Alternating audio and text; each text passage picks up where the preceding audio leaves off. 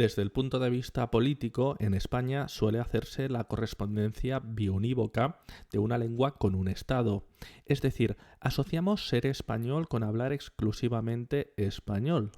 Sin embargo, esta aseveración es muy matizable desde el punto de vista lingüístico. Es decir, que en España se habla español y que esta es la lengua oficial del Estado es indiscutible. Pero igualmente cierto es que en España se hablan muchas otras lenguas además del castellano. Incluso estas lenguas tienen el reconocimiento de cooficialidad en las comunidades autónomas donde se hablan. Así se manifiesta inequívocamente en los apartados 1 y 2 del artículo 3 de la Constitución Española de 1978. El castellano es la lengua española oficial del Estado. Todos los españoles tienen el deber de conocerla y el derecho a usarla. Las demás lenguas españolas serán también oficiales en las respectivas comunidades autónomas de acuerdo con sus estatutos. Las demás lenguas españolas, como se indica en la propia Constitución, han provocado lo que se conoce como una situación de diglosia en las zonas bilingües o plurilingües donde se habla más de una lengua. El término diglosia hace referencia a la situación dominante de una de las lenguas que son habladas en un mismo territorio. El uso de una lengua se impone a otra u otras por razones que poco tienen que ver con criterios lingüísticos en ocasiones. Por ejemplo, es habitual que una lengua acabe siendo más utilizada que otras por sus hablantes por razones de prestigio o privilegios sociales, así como por motivos políticos distintos. Así pues, esto provoca que podamos hablar de lenguas dominantes o mayoritarias y lenguas minoritarias. El número de hablantes de una lengua no es el único criterio que hace que las cataloguemos de mayoritarias o minoritarias. Cuestiones como la lengua que emplea la administración para dirigirse a los conciudadanos de una nación, así como también la lengua que más se proyecta a través de los medios de comunicación, hacen de estos idiomas la lengua dominante, frente a otras, que quedan relegadas a un segundo plano o segundo nivel de relevancia. A pesar de esto, las lenguas que comparten un mismo territorio geográfico siempre establecen relaciones entre ellas. Y al contrario de lo que podríamos pensar, no solo una lengua dominante influye sobre la minoritaria, sino que la minoritaria también tiene influencia sobre la dominante. O lo que es lo mismo, los préstamos lingüísticos no van solo en una dirección. Tomemos Cataluña como referencia para explicar este hecho lingüístico a través del español y el catalán. Ejemplos de la primera situación en la que la lengua mayoritaria del Estado influye en el catalán serían palabras como burro, curanderu o moño, las cuales provienen del castellano burro, curandero y moño. Cuando la lengua dominante influye sobre la minoritaria, lo llamamos una relación de superestrato.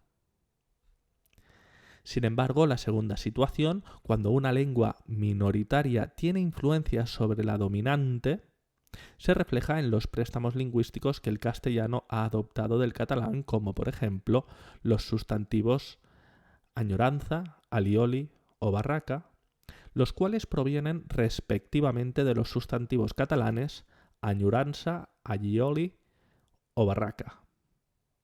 Cuando la lengua minoritaria influye sobre la dominante, lo llamamos una relación de sustrato.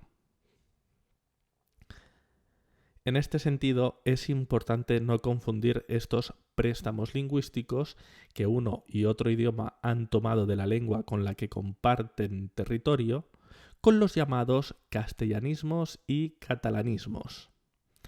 Estos últimos términos, a diferencia de los préstamos lingüísticos, aluden a las interferencias causadas por palabras de la otra lengua, las cuales no están aceptadas normativamente y que además no han sido adaptadas ni fonética ni ortográficamente.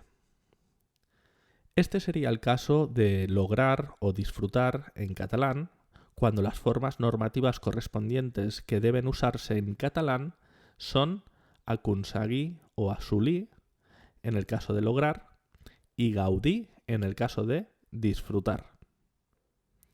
En el sentido inverso sucede lo mismo. Si vives en Cataluña y eres castellano hablante, seguramente uses de manera regular palabras como paleta, para referirte a la persona que trabaja en la construcción, o rachola, para aludir a la pieza de cerámica usada para construir pavimentos, sin darte cuenta de que en realidad son formas catalanas que no están aceptadas normativamente y que, en su lugar, tienes que usar las palabras albañil y baldosa. Tanto los castellanismos como los catalanismos deben evitarse siempre. Ahora bien, si antes nos referíamos a los apartados 1 y 2 de la Constitución española, no podemos dejar de citar el número 3, porque nos arrojará mucha luz sobre otro aspecto lingüístico muy relevante para entender bien la diversidad lingüística de España. Dice así: la riqueza de las distintas modalidades lingüísticas de España es un patrimonio cultural que será objeto de especial respeto y protección. O dicho de otro modo, los dialectos de España deben preservarse y protegerse. Observa cómo, debido a las connotaciones negativas que se les suelen asociar a la palabra dialecto, en ocasiones, actualmente se tiende a emplear el concepto de modalidad lingüística como sinónimo de dialecto. El término dialecto es tan habitual usarlo como inhabitual es que aquellos que lo utilizamos sepamos definirlo perfectamente. Y es que cuando profundizamos en el significado de los términos idioma y dialecto, las fronteras que parecen delimitar claramente uno del otro se difuminan hasta tal punto que incluso para los propios lingüistas resulta compleja su definición. Aún así, evidentemente, podemos atenernos a distintas acepciones de las palabras idioma y dialecto, que nos parecen interesantes y bien construidas para tener una base sólida a la que asirnos a fin de desarrollar esta dicotomía. Así, podemos simplificar el significado de idioma y dialecto definiéndolos como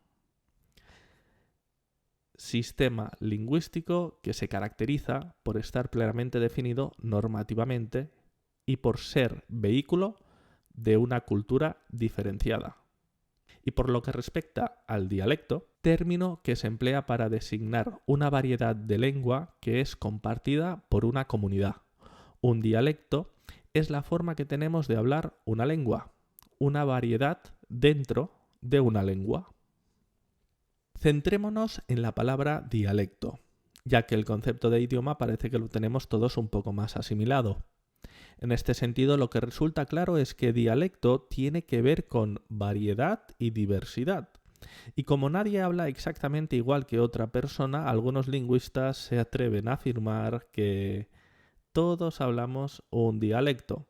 Hablamos el dialecto de nuestra zona, con los rasgos socioculturales que nos da nuestro nivel de formación, con el vocabulario jergal que posiblemente nos da la profesión concreta que ejerzamos.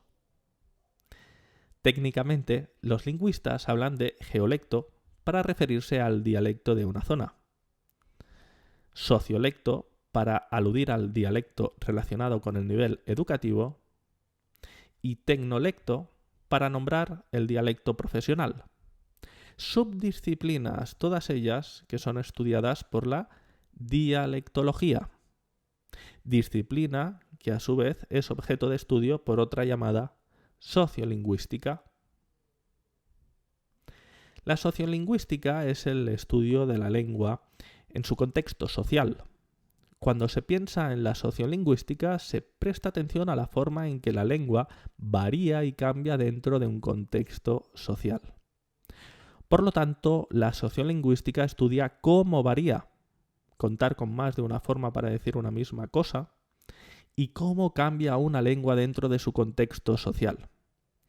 Con seguridad, la variabilidad de una lengua puede deberse a causas históricas, geográficas y sociales. Así, hechos como las migraciones de un grupo social que comparten la misma lengua, la distancia geográfica entre dos zonas donde se habla el mismo idioma y el desigual nivel cultural entre dos comunidades de hablantes de la misma lengua conlleva variaciones en un mismo idioma. En efecto, como ya hemos comentado, el castellano de una determinada zona plurilingüe de España puede resultar ligeramente diferente al de una zona monolingüe debido al contacto lingüístico con la lengua de la comunidad autónoma en cuestión. Pero además es obvio que el castellano peninsular es diferente al americano y que el castellano, hablado por una comunidad con índices de escolarización muy bajos, será muy distinto al de una comunidad de hablantes del mismo idioma con índices de escolarización muy altos. De hecho, podemos afirmar que lo lingüístico y lo social van de la mano en la vida de la lengua. Por último, para el estudio de una lengua se puede partir de distintos enfoques. Así, el enfoque diacrónico del estudio lingüístico de un idioma consiste en estudiar la evolución y cambios que se han producido en una lengua a lo largo de un amplio periodo de tiempo. Mientras que el enfoque sincrónico del estudio lingüístico de un idioma considera la lengua en su aspecto estático, en un momento dado de su existencia histórica. En resumidas cuentas, no se necesita ser lingüista para recorrer España y ser capaz de contemplar el gran mosaico de lenguas. Además, se calcula que el 46% de la población española vive en territorios bilingües. Por supuesto, la hegemonía del español sobre las demás lenguas no puede ser tal que llegue a invisibilizar por completo las demás lenguas o dialectos existentes. Ciertamente, la denominación de lengua y dialecto es una cuestión delicada, si bien no tanto para el estatus de lengua como para el de dialecto, ya que las connotaciones negativas que este último término suele llevar implícitas, en ocasiones puede despertar susceptibilidades en la comunidad que lo habla. Además, es un término muy ligado a cuestiones de identidad y política que en ocasiones nada tiene que ver con conclusiones extraídas desde un punto de vista lingüístico. A este respecto, quizá haya que insistir en que toda lengua, antes de serlo, también ha sido dialecto.